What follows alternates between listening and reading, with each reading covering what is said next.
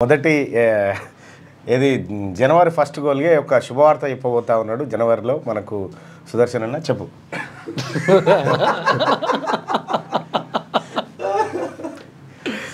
జర్కిన్లు కాదు కానీ అవి మఫ్లర్లు తెచ్చిండట. అవి తెచ్చినా కలర్లు చూజ్ చేసుకోరని చెప్తా ఉన్నాడు. కేంద్ర రైల్వే మంత్రి అశ్విని వైష్ణవ్ ఉన్నాడు, ఆయనతో మాట్లాడి 4-5 వ్యాగాన్లు బుక్ చేసి తెస్తారట. చేయాలి. సరే, ఇది ఇట్లా పెడితే మన కోర్టు ఉద్యోగాల నోటిఫికేషన్ విడుదలైంది. కోర్టు ఉద్యోగాల నోటిఫికేషన్లో ఎంత అద్భుతాలు జరిగినాయో ఒక్కసారి లైవ్లో చూడరి. ఈ అద్భుతాలు బహుశా ఇంకెప్పుడు జరిగాయి కూడా, కానీ ఇక జరిగాయి, భవిష్యత్తులో జరగడానికి కూడా వీల్లేదు ఈ అద్భుతాలు. దీని మీద ఇక ఇవి కోర్టు ఉద్యోగాలు. Category wise vacancies for the post of sessions judge in various districts. Sessions జడ్జిల కోసం నియామకం కోసం నోటిఫికేషన్ పడ్డది. ఇందులో ఉద్యోగాలు ఎట్లున్నాయో చూడ్రి. ఓసీలకు 26 ఉద్యోగాలు ఉన్నాయి. ఓసీలకు మళ్ళా ఈడబ్ల్యూఎస్ వాళ్ళకి వాళ్ళే 52 ఉద్యోగాలు వాళ్ళకు ఉన్నాయి. మళ్ళా ఓసీలోనే పిహెచ్ వాళ్ళకు 22 ఉద్యోగాలు ఉన్నాయి. 22 అంటే 9 100 ఉద్యోగాలేమో ఓసీలకు, 100 ఉద్యోగాలు. ఇక బీసీలకు చూద్దాం. బీసీఏ 12, 8, 20, 29, 37 ఉద్యోగాలు. 37, 41, 37 తర్వాత 45 ఉద్యోగాలేమో బీసీలకు, 100 ఉద్యోగాలేమో ఓసీలకు. జడ్జి పోస్టులు అంటే మనకు తీర్పులు చెప్తారు కదా, మన బీసీ ఎస్సీ ఎస్టీ పొరగాలు పోయి ఇట్లా నిలబడంగానే తీర్పులు చెప్తారు కదా మనకు, బెయిల్ ఇయ్యన్నా వద్దా అని. అక్కడ 100 మంది జడ్జీలనేమో ఇప్పుడు ఓసీలను తయారు చేస్తారట. బీసీలకేమో గట్టిగా 50 పోస్టులు లేవు. మరి వీళ్ళ జనాభా ఎంత అంటే వాళ్ళ జనాభా వచ్చి 6.98% మంది ఉన్న వాళ్ళకేమో 100 పోస్టులు, 60% ఉన్న వాళ్ళకేమో 50 పోస్టులు. ఇక్కడ ఎస్సీలకు 10 పోస్టులు, ఎస్టీలకు 7 పోస్టులు ఇట్లా పిచ్చవేసినట్టు. ఇది పోస్టులు. ఇక చూడ్రి, ఇందులో ఇంకా గమ్మత్తు విషయం ఏంటంటే సంగారెడ్డి జిల్లాలో ఒక్క గమ్లాయనకు లేదు, ఒక సాకలాయనకు లేదు, ఒక మంగళాయనకు లేదు ఈ పోస్టులు, ఒక ముదిరాజుకు లేదు, ఎవరికి లేదు. బీసీసీ ఎవరికి? కన్వర్టెడ్ క్రిస్టియన్, అంతే. ఎస్సీ నుంచి కన్వర్ట్ అయినటువంటి క్రిస్టియన్కి ఒక పోస్టు. ఈ రకంగా ఇక చూడరు ఎట్లా ఉన్నాయి పోస్టుల కథ. ఇప్పుడు రేపు పొద్దుగాల వీళ్ళు జడ్జీలు అయిన తర్వాత వీళ్ళు రిటైర్ అయ్యేదాకా 30 ఏళ్ళు ఉంటారు. ఇక అలా 100 పోస్టులు ఏమో ఓసీలకు, 50 పోస్టులు బీసీలకా. జనాభాలో 60% పైచిలకు ఉన్నటువంటి బీసీలకు 50 పోస్టులు, 6% కూడా లేనటువంటి వాళ్ళకు 100 పోస్టుల. మళ్ళీ ఈడబ్ల్యూఎస్ కోటా. ఇంకా గమ్మతి విషయం చూస్తారా మీరు? ఇక జర ముక్కు మీద వేలేసుకోవాలి. ఒక్క దాంట్లోనే 52 పోస్టులు. ఇంకా మేము ముక్కు మీద వేలేసుకోవాల్సినటువంటి ముచ్చట ఒకటి చెప్తా చూడుగా.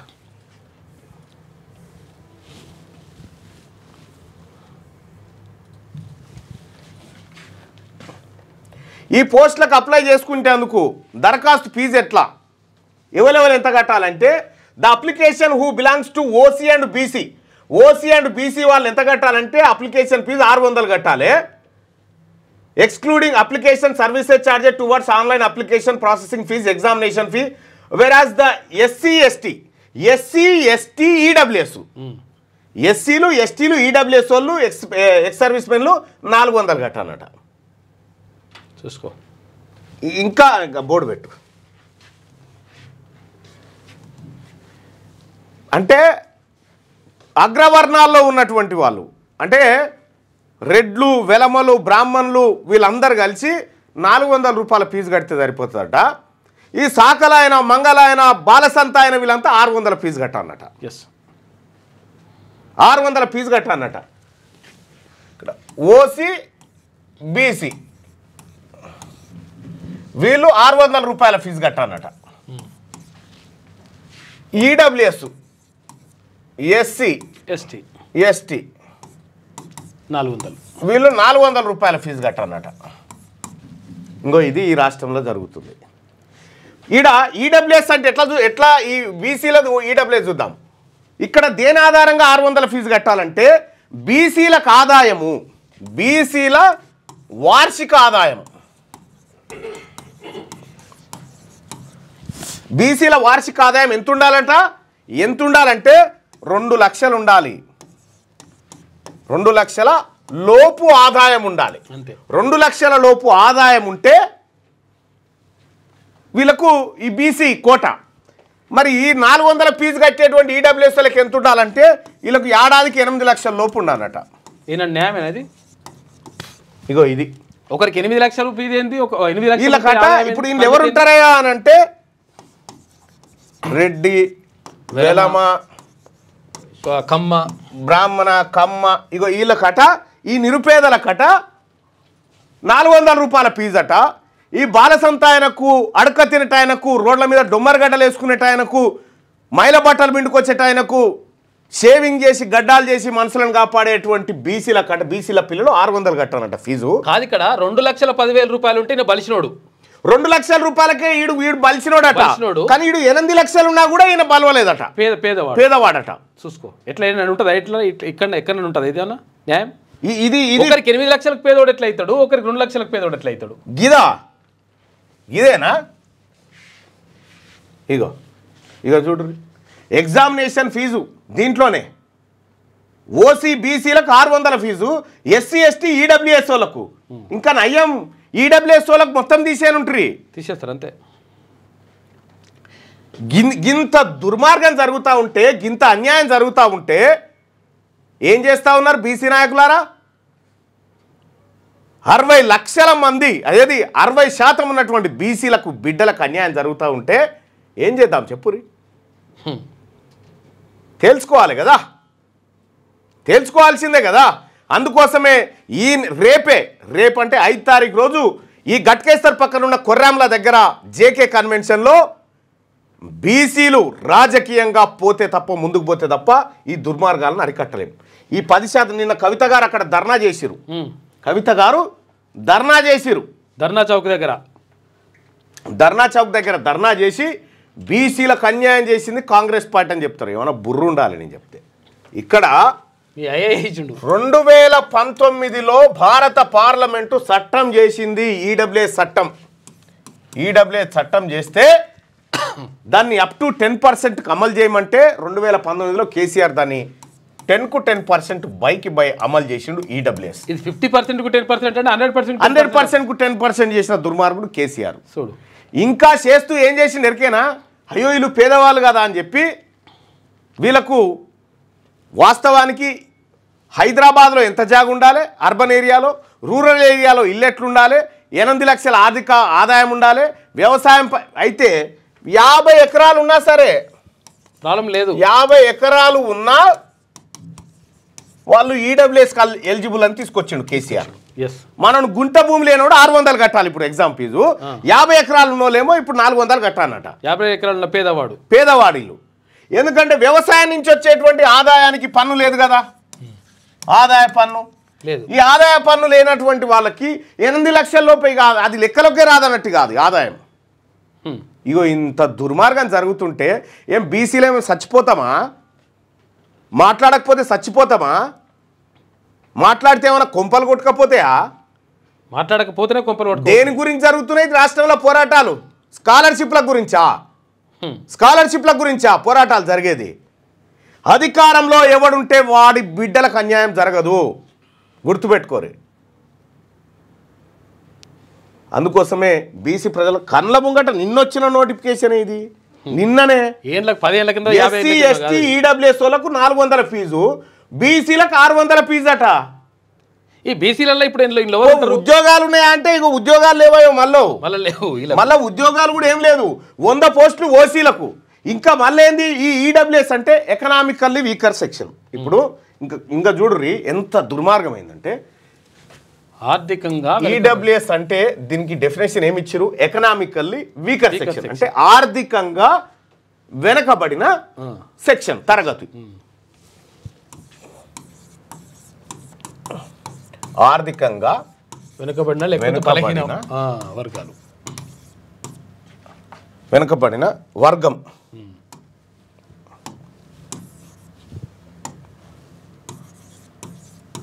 ఆర్థికంగా వెనుకబడిన వర్గం ఇది. అంటే వీళ్ళకి ఎంత ఆదాయం ఉంది అంటే 8 లక్షల ఆదాయం ఉంది కాబట్టి 8 లక్షల ఆదాయం ఉంది కాబట్టి వీళ్ళు వెనుకబడిన వర్గం. బీసీలకు సంబంధించి బ్యాక్వర్డ్ క్లాసెస్, బీసీలకు సంబంధించి 2,01,000 ఉంది అనుకో, వాడు బలిసినోడు అన్నట్టు. చూసుకోరు ఎట్లా న్యాయం ఉందో. బ్యాక్వర్డ్ క్లాసెస్, దీన్నే మనం ఇటీవల కాలంలో బిగ్ క్లాస్ అంటున్నాం. వీళ్ళకి ఎంత ఆదాయం ఉండాలంటే 2 లక్షల లోపు ఉండాలి. 2,01,000 అంటే వీడు బలిసినోడు బాగా. 2 లక్షల ఆదాయం ఉంటే 2,01,000 దాటితే వీళ్ళేమో బలిసిన వాళ్ళు అవుతారు. వాళ్ళకి 8 లక్షల వరకు కూడా వెనుకబడిన వాళ్ళే. ఇక్కడ మనం గమనించాల్సింది ఈ బ్యాక్వర్డ్ క్లాసెస్ వాళ్ళకి 2 లక్షల కంటే ఎక్కువ ఉంది అనుకుందాం ఆదాయం, 4 లక్షలు ఉంది అనుకుందాం. 4 లక్షలు ఉంది కాబట్టి ఇందులోకి వస్తాడా ఈడబ్ల్యూఎస్ అంటే ఎకనామికల్లీ వీకర్ సెక్షన్కి వస్తాడా అంటే రావద్దట. మళ్ళీ ఆడ దడిగట్టి పెట్టి ఎస్సీ అయినా ఎస్టీ అయినా బీసీ అయినా ఈడబ్ల్యూఎస్ లోకి రావద్దట. రావద్దు. వీళ్ళు ఎంత వీకర్ సెక్షన్ అయినా వీళ్ళు తిండికి లేక చచ్చిపోయినా కూడా ఇళ్ళకి రావద్దు. వీకర్ సెక్షన్ కాదు. ఇది చట్టం ఈ దేశంలో దుర్మార్గుడు నరేంద్ర మోడీ గారు తెచ్చినటువంటి చట్టం ఇది. దాన్ని ఇంప్లిమెంట్ చేసినటువంటి దుర్మార్గుడు కేసీఆర్. ఆమె వచ్చి కూర్చుంటుంది. కవిత గారు వచ్చి ఇందిరా పార్క్ దగ్గర కూర్చొని బీసీలకు అన్యాయం జరిగిందని చెప్తా ఉంది. మనం ఇక్కడ 3 లక్షలు లేదంటే 4 లక్షల ఆదాయం ఉందనుకో, ఈ 8 లక్షల లోపే ఉన్నాడు కదా అని చెప్పి ఈడబ్ల్యూఎస్ ఇస్తారంటే ఈయనకి ఇయ్యరట, ఈయనకు లేదట. అది ఈయనకు హక్కే లేదట. బీసీ ఓడికి దేశంలో హక్కులు లేవని చెప్తా ఉన్నాడు నరేంద్ర మోడీ ప్రభుత్వం. కాదు, ప్రపంచంలో ఒకరికి 8 లక్షలు ఉంటే పేదోడు అవుతాడు, ఒకటి 2,01,000 ప్రపంచంలో ఇచ్చినట్టు ఒకటే ప్రాంతంలో ప్రపంచంలో ఒకటే ఊళ్ళే అట్లా ఒకటే ఊర్లో 8 లక్షలు ఆదాయం ఉన్నోడు పేదవాడైండు, 2 లక్షల ఆదాయం ఉన్నోడు బలిసినోడు అయిండు. 2,01,000 ఉంటే బలిసినోడు అయిండు. చూసుకో ఇక ఎక్కడ న్యాయం ఇది. ఇగో ఇది పట్టబగటీలు ఉద్యోగాల దొంగతనం కాకపోతే దీన్ని ఏమంటారు చెప్పురి. దీని మళ్ళీ ఈడబ్ల్యూఎస్ గురించి మాట్లాడతానంటే నేను బరాబర్ మాట్లాడతా. ఎస్సీ ఎస్టీలకు మొత్తం వచ్చింది 10%, 17 అవి పోస్టులు, మొత్తం 17 పోస్టులు ఎస్సీ ఎస్టీలు మొత్తం కలిపితే. దీన్ని క్రిమిలేయర్ అని పెడతారయ్యా సారు, క్రీమిలేయర్ అని పెడతారు. దీనికి బీసీ అని పెట్టేసి కొట్టి పడేస్తారు. క్రీమిలేయర్ అని పెడతారు. అంటే క్రీమ్ను మొదటగా బీసీ వర్గాల నుంచి అందుకున్న వాళ్ళకి లేదట. వర్తించదు వీనికి, వానికి రిజర్వేషన్ లేదు. మళ్ళీ క్రిమిలేయర్ వానికి వర్తించదు. ఇగో ఇది కథ జరుగుతున్న దోపిడి. గిది ఏం చేస్తున్నారు లైవ్ చూస్తున్నటువంటి మిత్రులారా, బీసీలు ఎంతమంది ఒక్కసారి చెప్పండి. మీరు బీసీ అయితే ఒక్కసారి బీసీ అని కామెంట్ పెట్టండి అన్న చూద్దాం. బీసీ అని కామెంట్ పెట్టండి చూద్దాం. బీసీలు ఎవరెవరైతే ఉన్నారో బీసీ అని ఒక్కసారి కామెంట్ పెట్టండి. ఇగో రవికుమార్ చారి అంటున్నాడు. ఒకసారి బీసీ అయితే బీసీ అని కామెంట్ పెట్టండి సార్. బై సాబ్ సపోర్ట్ చేస్తారు కూడా పెట్టండి. మీరు బీసీ అయితే లైవ్ చూస్తున్న బీసీలు అయితే బీసీ అని కామెంట్ పెట్టండి.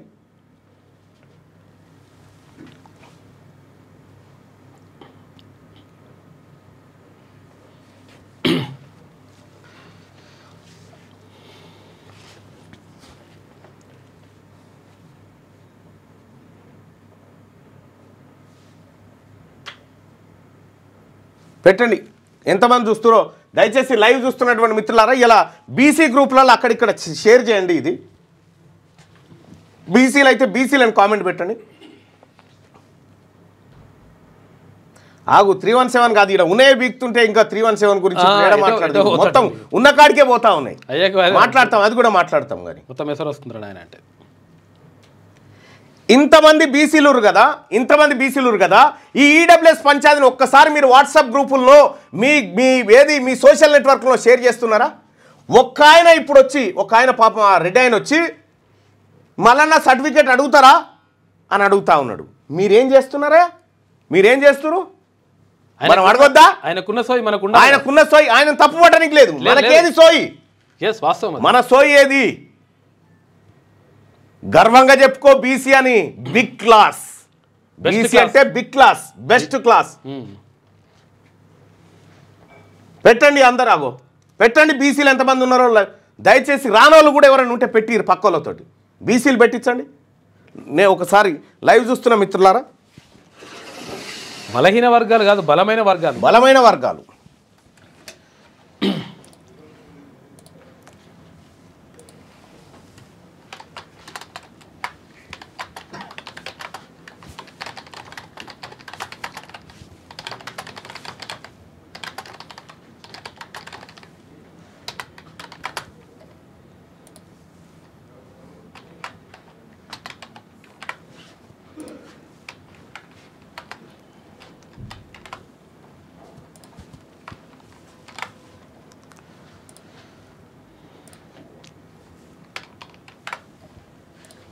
రైట్.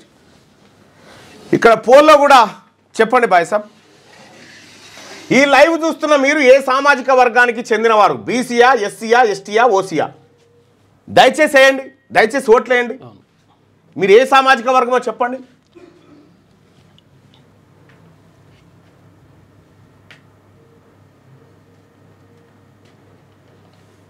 ఇలా బీసీల గురించి మాట్లాడితే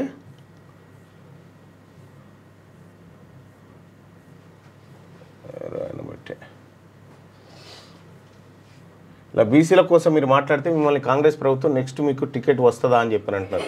టికెట్ల కోసం కాదు బట్ టికెట్లు వాళ్ళకి ఓట్లు ఎవరి దగ్గర ఉన్నాయా? ఓట్లే మన దగ్గర ఉండే కదా.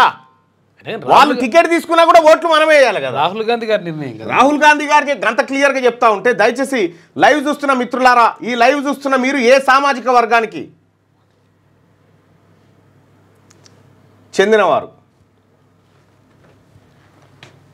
రాహుల్ గాంధీ గారి ఆశయాలకు అనుగుణంగానే నడుస్తున్నది లెక్క.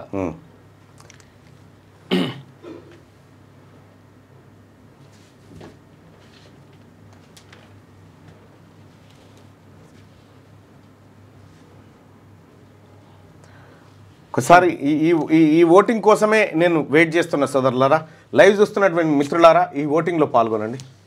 కాదు ఇప్పుడు పేదోళ్ళు అంటే అందరూ 2 లక్షల లోపు ఉన్న పేదోళ్ళు అంటారు. 2 లక్షల లోపు ఉన్నటువంటి బీసీ ఓడు పేదవాడు అవుతాడు. 2 లక్షల ₹1 నాడు పెద్దోడు అవుతాడు. 8 లక్షల వరకు ఆదాయం ఉన్నటువంటి ఓసీ వాళ్ళు పేదోళ్ళు అవుతారట. గట్టెట్లుంటుంది లెక్క? ఏమన్నా ఉంటుందా ప్రపంచంలో? ఎట్లా ఇటువంటిది ఈ కోర్టు నోటిఫికేషన్లో ఇప్పుడు 100 మంది జడ్జీలు ఓసీలట, బీసీలు 50, ఎస్సీలో 10 మంది, ఎస్టీలు 7. క్యాస్ట్ని బట్టి పేదోడు ఎట్లా డిసైడ్ చేస్తావు? ఇప్పుడు సేమ్ ఉండాలి కదా, అందరికి 8 లక్షల వరకు పేదోడు అనాలి కదా. ఒకవేళ 8 లక్షల వరకు ఉన్న వాళ్ళంతా పేదోళ్ళని చెప్పాలి కదా, అనాలి కదా. నిజంగా ఎకనామికల్లీ వీకర్ సెక్షన్, ఆర్థికంగా వెనకబడ్డోళ్ళు. ఒకరికొక న్యాయం, ఒకరికొకరి న్యాయం ఏంది? అయితే ఈ ఆర్థికంగా బీసీలకు రిజర్వేషన్ మెంటమంటే సుప్రీంకోర్టు వెంటనే 50% దాటొద్దు, ఓసీలకు పెంచుకోరు, ఇబ్బంది. జడ్జిలమ్మ మేమంతా మేమే కదా, జడ్జిలం అంతా మేము ఓసీలమే కదా, పెంచుకొని మా వాళ్ళ కోసం స్లాబ్ అడ్డు వస్తుంది. ఈ జ్యుడిషియల్ సిస్టమ్ కూడా బీసీల పక్షాన లేకపోతే ఈ దేశంలో ఉన్నటువంటి మెజారిటీ ప్రజలకు ఏం హక్కులు దక్కినట్టు, ఎట్లా స్వాతంత్రం వచ్చినట్టు అవుతుంది? ఇది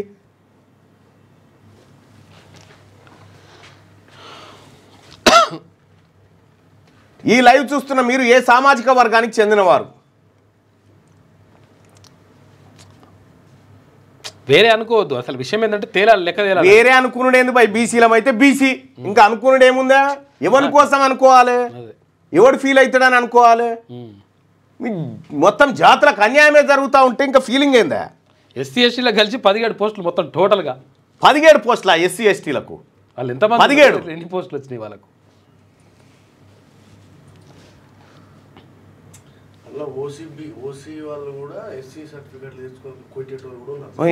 చూపిస్తా.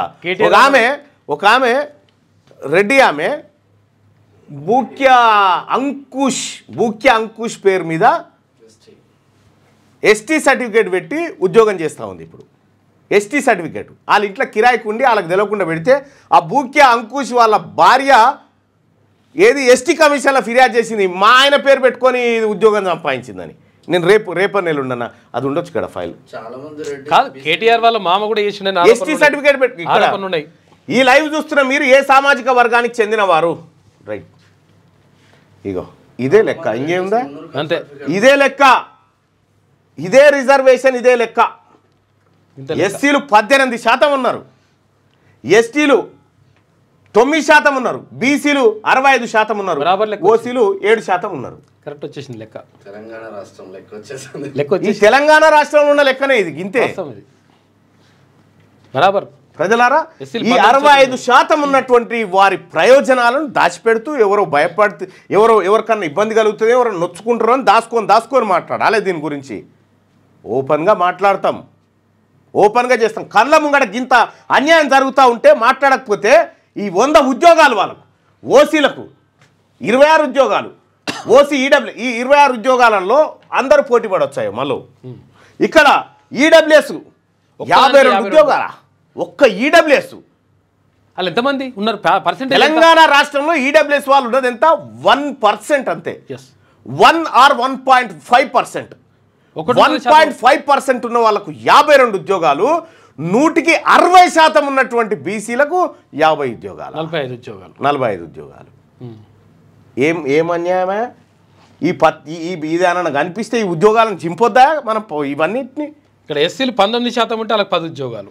ఇప్పుడు ఏం ఉద్యోగాలు అంటే ఇవి జడ్జి ఉద్యోగాలు, సెషన్ జడ్జి ఉద్యోగాలు, ఇవన్నీ జిల్లా జడ్జిలు. ఆ జడ్జి గారులు ఆడ కూర్చోని ఇక మన పోరగాడు ఇన్పత్తునుకనో లేకపోతే అన్నో పాలలో పంచాయతీ కానో ఉంటేగా బెయిల్ ఇయ్యన్నా వద్దా లోపలికి దూరాలని డిసైడ్ చేసే కాడ జిల్లా వైజ్గా అన్యాయమే జరుగుతూ ఉన్నది. చూడ్రి, హైదరాబాద్ చూడండి, రంగారెడ్డి చూడండి, నల్గొండ చూడండి, ప్రాతినిధ్యం వాళ్ళు వహిస్తే వాళ్ళకి ఇంతకు మించిన పాపం ఇంకొకట్లేదు తెలంగాణ రాష్ట్రంలో. లైవ్ చూస్తున్నటువంటి బీసీ సోదరులారా, ఉపేక్షించడానికి నేను సిద్ధంగా లేను. ఎట్టి పరిస్థితిలో ఈ సిస్టమ్ మారాల్సిందే. ఈ దొంగ ఈడబ్ల్యూఎస్ కోటా ఏదైతే అమలు జరుగుతూ ఉందో దాన్ని కుదించాల్సిందే. లెక్క తేలిపోయింది ఆల్రెడీ. ఒక్క ఆయన వచ్చి, ఒక రెడ్డోల పిల్లగాడు వచ్చి జై రెడ్డి అని పెడితే మనోళ్ళు చూసుకుంటా ఏం చేస్తారా? పెట్టి దిగురి, మాట్లాడురి.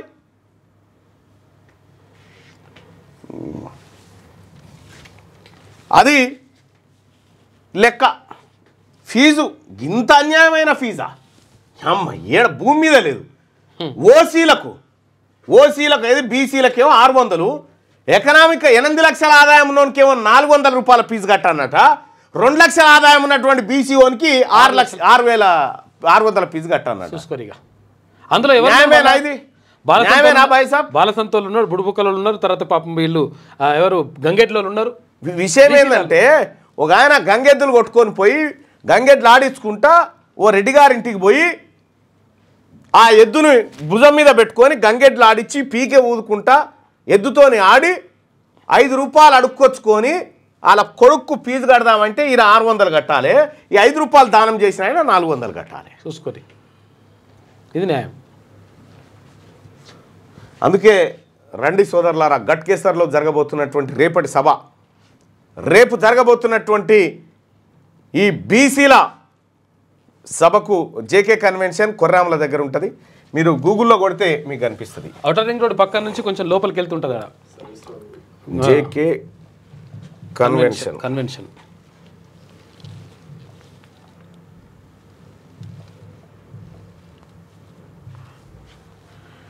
ఇగో ఇదే JK convention hall in Ghatkesar, Rangareddy. మనం ఇక దీన్ని క్లిక్ చేస్తే మనకి ఆ లొకేషన్ కూడా వస్తుంది.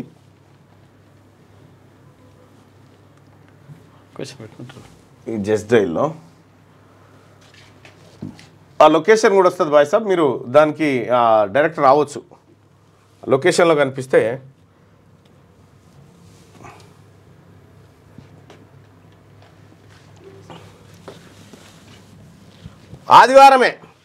ఆదివారమే మీకు సెలవున్న దినమే రేపే. మీకు సెలవున్న దినమే రేపే, 5 తారీఖు. ఇక ఇదేమో జడ్జిల ఉద్యోగాలల్లో కాడనేమో ఇక ఇది. ఇక మన బీసీ ఓడు ఏదైనా పోతే ఇక ఆడ బెయిల్ ఎందుకు వస్తుంది? ఒక తాన ఈడ ఏది నన్ను ఫస్ట్ టైం అరెస్ట్ చేసినప్పుడు అని పేరు ఏంది, వాడు ఉంగరాలు పెట్టాడు, వాని పేరు వాడు లక్ష్మీకాంత శర్మ అనేట ఆయన ఏం చేసిండు, కోర్టుకు వస్తే ఈయన అడ్వకేట్ ఏం చెప్తుండు, బ్రాహ్మణుడు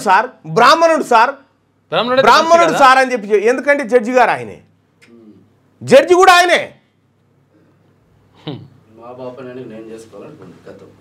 ఏం తమాషా అది? ఆయన ఏం రాసిండు ఎరికేనా? 306 అంటే ఎవరికి పెడతారు ఎరికేనా? నా వల్ల ఎవరైనా చనిపోతే 306 సెక్షన్ పెట్టాలి. ఆడ ఎవరు చనిపోలే 306 సెక్షన్ పెట్టి నన్ను అరెస్ట్ చేయించిన. ఇగో ఇది జరుగుతున్న తతంగం అంతా. నేను చచ్చిపోతుండే అన్నాడు. ఇగో నేను మళ్ళా పుట్టా, ఇక ఇది మాట్లాడితే ఏమవుతుందో, ఇది మాట్లాడకపోతే ఏమవుతుందో నాకైతే పెద్దగా ఏం పట్టింపు లేదు. ఏం లేదు. వస్తే రివల్యూషన్ రావాల్సిందే, ఏదో ఒకటి చేసే సావాలి, ఉత్తగా చావకూడదు. మీ కలల ఇల్లు హైదరాబాద్ ఫిజాదిగూడలో అందుబాటులో ఉంది. 86 గజాల విస్తరణ, 1500 స్క్వేర్ ఫీట్, కార్పెట్ ఏరియా, ప్రశాంతమైన వాతావరణం, విలువ పెరుగుతున్న ప్రాంతం, అదిరిపోయే డబుల్ బెడ్రూమ్ ఇల్లు, బ్యాంక్ లోన్ సౌకర్యం కలదు. ఈ అద్భుత అవకాశాన్ని మిస్ కాకండి. మరిన్ని వివరాల కోసం సంప్రదించవలసిన నెంబర్లు